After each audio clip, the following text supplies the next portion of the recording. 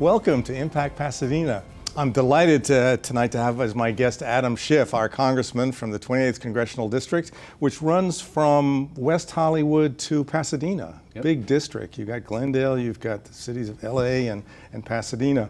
I think you qualify as a native Californian. I know you were born in the East Coast, but you came to Danville. Is that where you grew up in? I did. We moved when I was 11. Okay, so that's native, yeah. I'd say.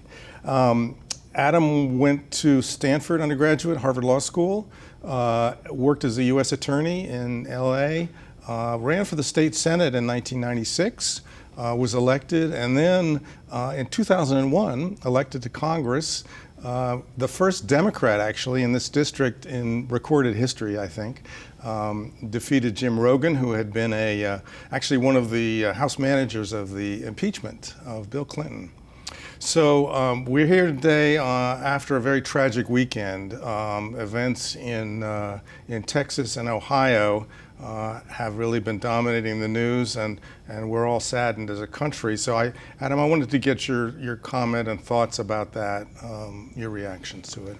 Well, it's just devastating to see so many more lives cut down by this terrible epidemic we have of gun violence, and it's made, I think, all the more painful when we consider the motivations of at least one of the shooters was acting on this white supremacist bigotry and hate.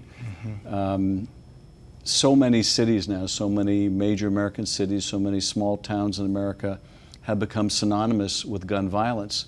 And I think for those of us in Congress, we all have to wonder, will one of the communities in our district become known not for its wonderful people, not for the great products it produces or the great culture that it celebrates, but rather because someone opened fire with an assault weapon with an extended ammunition clip.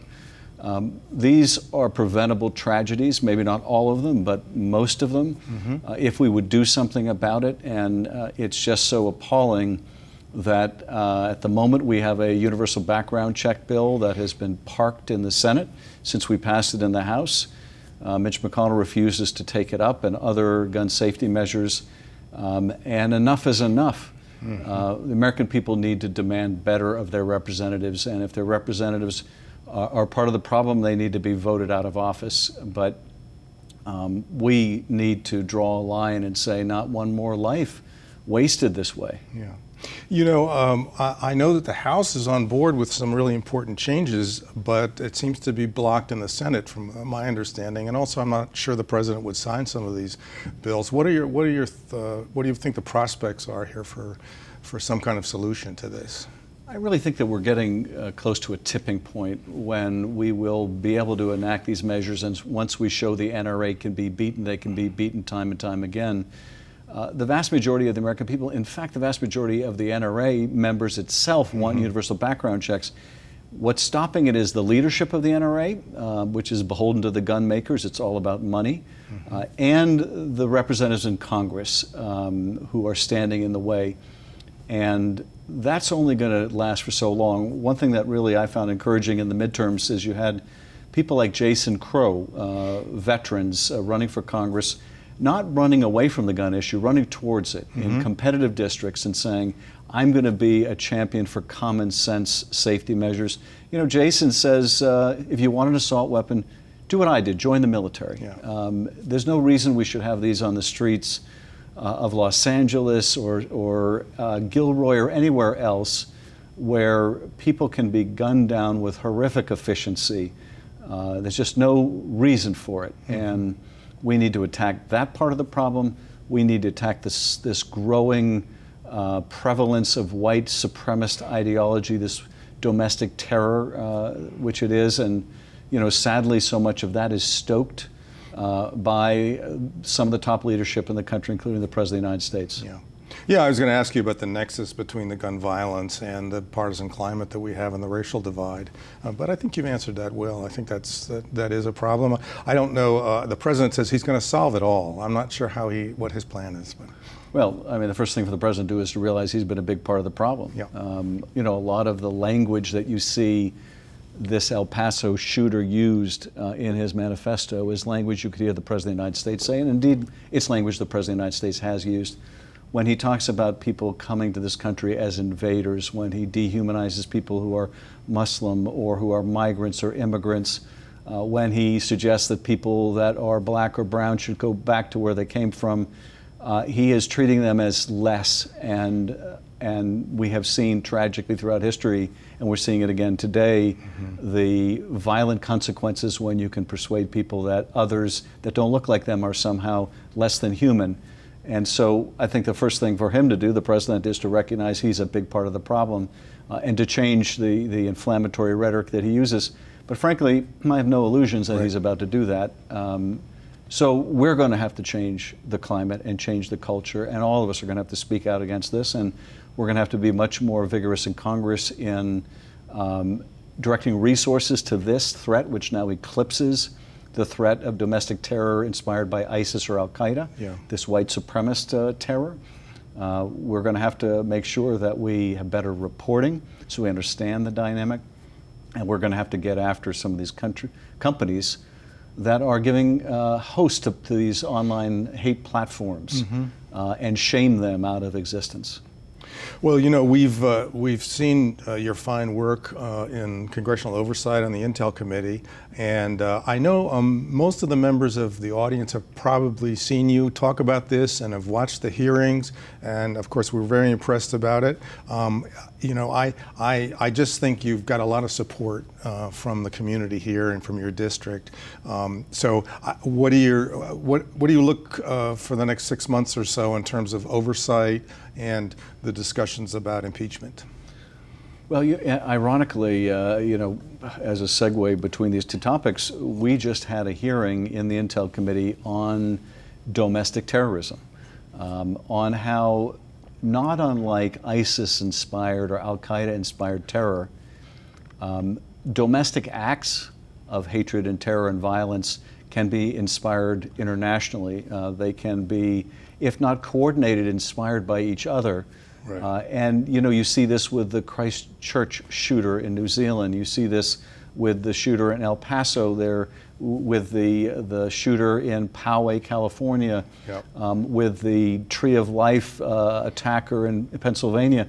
They go to some of the same online platforms. They use some of the same language and ideology of white supremacy. And we need to understand the bigger picture here. So we're focused on that in the Intelligence Committee, making sure that we have our resources directed to it. But we're also obviously focused on another part of our mission, which is making sure that foreigners aren't interfering in our elections. And that's a persistent problem. You probably saw recently the president was on the phone with his pal Vladimir, and when he got off the phone, he was asked by the press, "Did you bring up Russian interference in our election? What do you think about what Bob Mueller said, that the Russians are still at it?" And the president's reaction was one of incredulity. "And you really believe this?" Well, yes, we believe it because it's the fact. We live in a world of facts. And his denial, though, I think just invites further interference of that kind. The talk today about legislation in terms of domestic terrorism to bumping up so it's at the same level of what we're seeing with Islamic terrorists. Do you think there's a prospect there? There is. I think that's a good idea. And, you know, I have no doubt that if this were an act in El Paso of ISIS-inspired terror, you know, the president and others would be calling it what it is, but it's an act of white supremacist terror, which makes it no less anathema and no less endangering to the American people. And so we ought to be providing the same kind of legal remedies and penalties. We should be providing the same kind of resources devoted to this problem. But all of us have a role in this. All of us have a role in condemning it when we hear people using the language of bigotry. And I think that, you know, what we've seen in the last several years as all of hate crimes against Jews, hate crimes against Muslims, hate crimes against people of color and immigrants have all been on the rise, that there's a sense that now this is somehow okay, this is normalized, and we have to battle that back. We can't expect that leadership to come from where it should, but we all have a role to play. Well, and thank you for all your work on this and your leadership in the House. And as you have been providing the leadership for our country in the House of Representatives, you've also been a great representative to our district for almost 20 years, I'd say. And there's some local initiatives that I know that you're working on that are going to provide some real help for some of our district residents. I'm thinking of one which is dear to my heart, which is the Food for Thought. Yes, Food for Thought it's called, which is a program to help community college students who have food insufficiency. At PCC, where I'm on the board of trustees, we have a food pantry, and there's a line, up and down the hall every week for students who have food insecurity. And your bill, which you're, I guess, co-sponsoring, is going to be providing. Well, tell us about it. It's going to be providing food services and support. I got the idea for this bill in meeting with trustees of Pasadena and Glendale and LA community colleges to talk about the challenges they were facing on campus. And I was, struck by the fact that each of these campuses have food pantries or food banks on campus. And I remember asking the trustees, did you have food banks on campus during the Great Recession? And the answer was no, that the need was in fact greater now than then. And Absolutely. I think that tells the story of the two economies that we live in right now. There's the economy that is in the low unemployment numbers, and then there's the economy behind that where people are working, yes, but they're not making enough to get by. They're not making enough to pay for textbooks and food or pay for textbooks and a place to live. And so what came from those conversations was, why don't we expand the free and reduced lunch program that we have in our K-12 schools to community college? And that's the genesis of the bill, which we've introduced and hope to move forward. There's a twin problem with homelessness among community college students, and we want to attack that problem too. In fact, I just met recently with the president of LACC, and she was describing how they are exploring whether to use their underground parking garage as a safe space for students to sleep in their vehicles. This is, I think, very valuable and important, but it's also such a Band-Aid. The problem is so much bigger and needs to be approached so much more comprehensively. In a holistic way. And at PCC, we have students who get free tuition, which is great, but folks don't realize that these are kids that are working 30 hours a week at Starbucks. They may not have transportation or food. They may be helping to support their families. I mean, all these support issues around it. And it's a society problem, as you said. It's an economic problem. So I'm really glad that you're doing that. And thank you so much for that. Well, and we're trying to take aim at the problem of homelessness too, at the root of this. And I introduced the legislation along with Scott Peters, my colleague from San Diego, to prevent landlords from discriminating against people who are using a Section 8 voucher to pay their rent, or who are veterans and using veterans assistance to pay their rent. We're also working on a bill we'll introduce soon that incentivizes landowners to sell their property to a public agency to use for low-income housing. That would essentially give them the same tax treatment as if the property had been condemned, so that they could roll over any capital gains into a different property. Because what we're hearing from the public agencies is that they're having a hard time competing with people who are willing to pay cash to buy a property. So we're trying to attack that problem as well. Great forward-looking solutions. That's great. Shake alert. Earthquake lately, and mine didn't work, but there's an alert on the phone, and I know you want to boost that up by about $25 million, I think, is what you're thinking about. Yes, this started probably, I guess, 5 or 6 years ago when I was reading about how other countries had an early earthquake warning system, and started asking the question, why don't we have that here?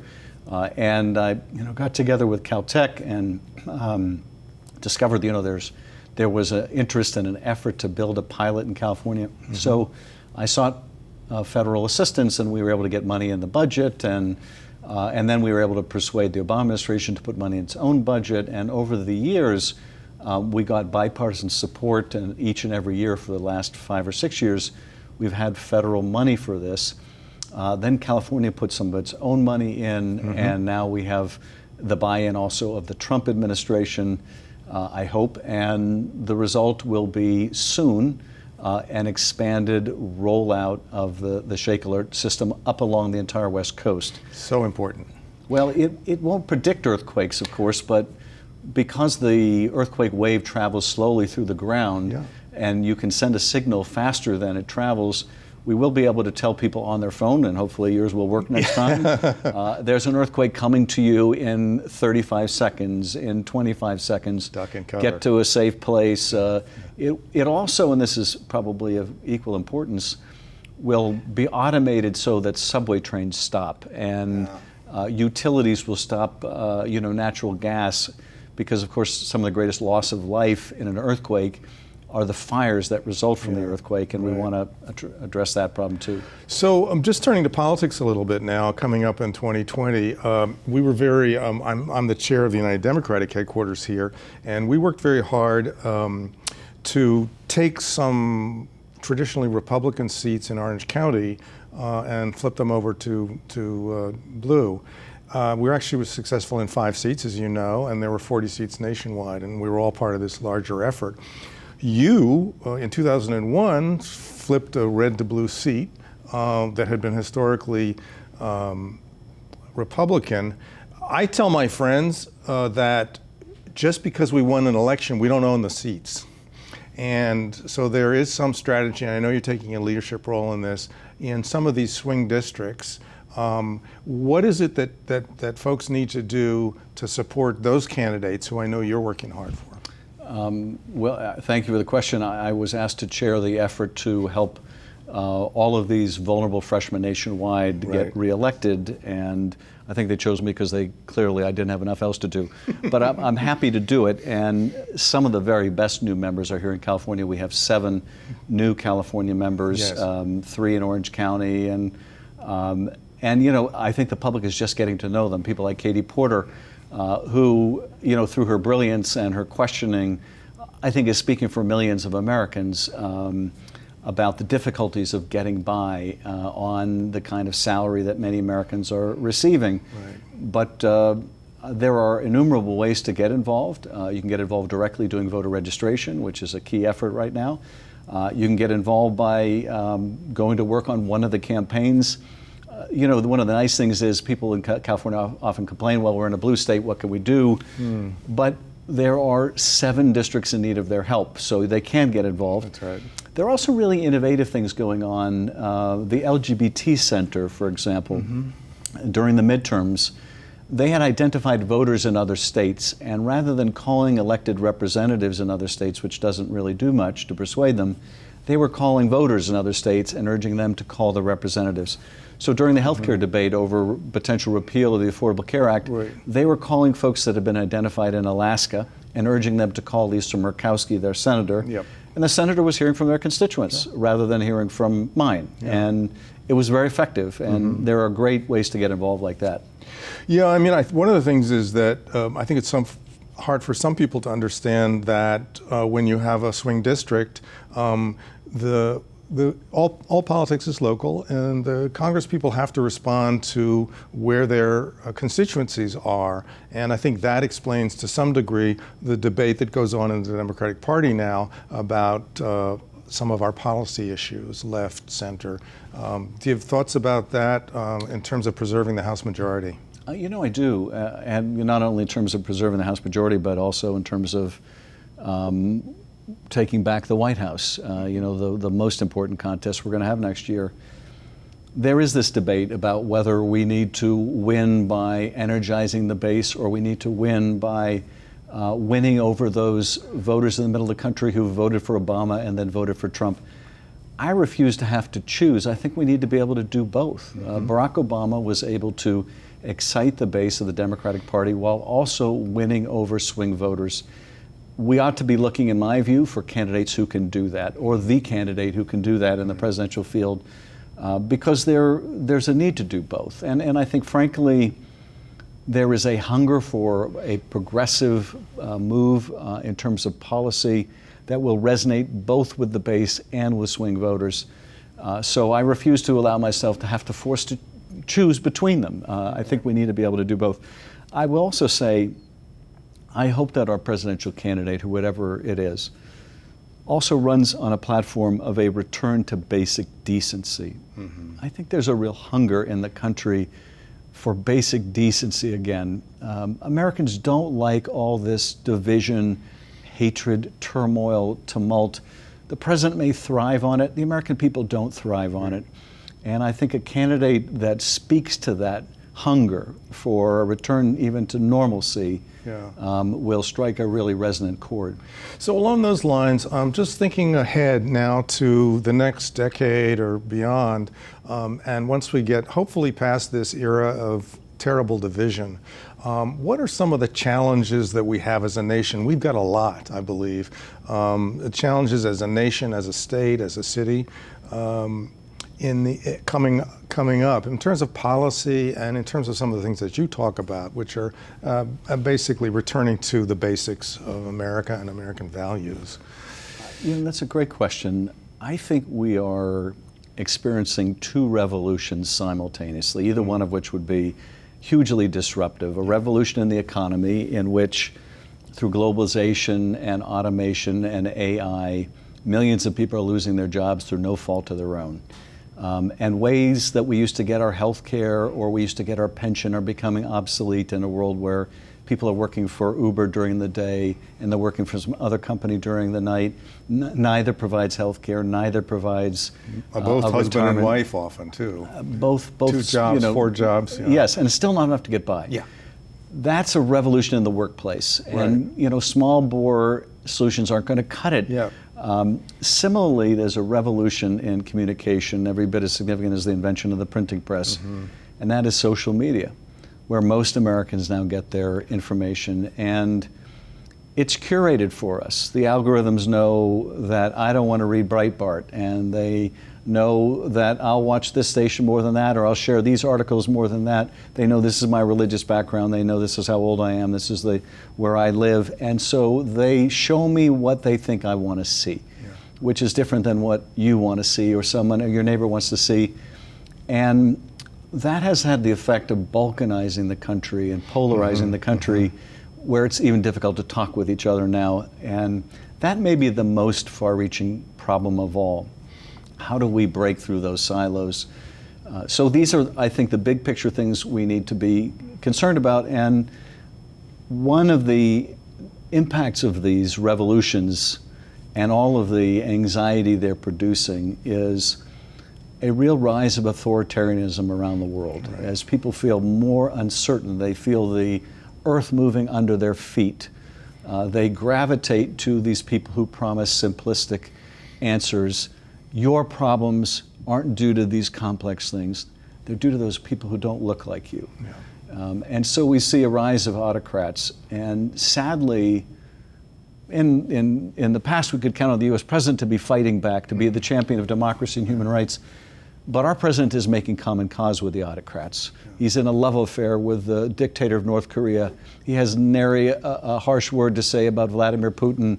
He extols the merits of Duterte in the Philippines, or Erdogan or Viktor Orban in Hungary.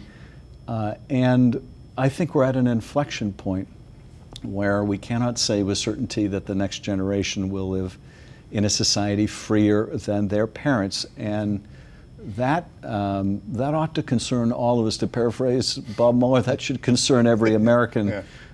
And we're really going to have to devote ourselves to this ideological struggle. Yeah, and if you look at history, you see that no one is immune to this. No nation is immune. If we look back, there's so many periods of history. Just on a slightly more optimistic note, I have a millennial child, and I think you have millennial child. I think your kids are millennials. And although they've been through a rough time, they've lived through 9/11, they've lived through the Great Recession. They're, I think, discouraged. I think they have a lot of adversity and obstacles. But at the same time, I get a sense of optimism from them. I get a sense of a little bit more greater racial equality, greater understanding, greater empathy, and also civic responsibility. So I do think, hopefully, this new generation, having been through some tough stuff, may come up with some solutions to the problems that you present. Do you have that sense as you travel the country, or am I just being a Pollyanna? No, I really do. I really do. I have to say I was deeply concerned that given how ugly politics has become, that it would turn off young people, they would decide to be disengaged. But I think the opposite has happened. And I don't think young people, when they reach the point of political maturity where they are the dominant voting bloc, are going to put up with this crap. Yeah. I don't think they're going to put up with everyday mass shootings. They're not going to tolerate that. Right. I don't think they're going to put up with us destroying the planet. They're not going to put up with that. And people that aren't willing to get on board with solutions, I think they're gonna make short shrift of. I agree. I think they're very solution oriented. Yeah. And they don't think they like this generation. The baby boom generation, who seem to be fighting each other left and right for years. I think my kids anyway say, get over it. Yes. Well, and there is a certain lack of patience in a good way among the youth. I that agree. We're not going to wait forever. Yeah. We want this done, and we want it done now. Yeah. So I know you're a film buff, so I have to ask you as a screenwriter whether you've seen any good movies lately. I think you mentioned off screen that you'd seen Quentin Tarantino's latest movie. So I'd like to just get your put your film critic hat on for a second and talk about it. Yeah. I did see the film recently, and I don't want to, spoiler alert. Yeah. It was very well done. Right. It was a wonderful sort of journey back to the 60s and 70s, and but I did find myself looking at my watch from time to time, which I almost never do. Yeah. So it didn't move fast enough to keep me fully engaged. Okay. So what is that, like 3 stars from Schiff? Or? Yes, I would give it 3 stars, and I'm trying to think of what I've seen recently that I would give 5 stars. Frankly, I've been a little disappointed in the last couple of years. I was going to say, I thought you were going to say you were busy, which I think is a good excuse. In fairness, I often get to see films when they're on that little screen on the airplane, which is not ideal. Yeah. But my wife and my favorite date night remains going out to the movies, so we do that quite often. Good. I know you like to do that. But I will share with you, because this does surprise people from time to time. We're running out of time, so I'm going to have to interrupt you before your good story. The Big Lebowski. Me too. Adam Schiff, so great to have you. Pleasure. Thank you again.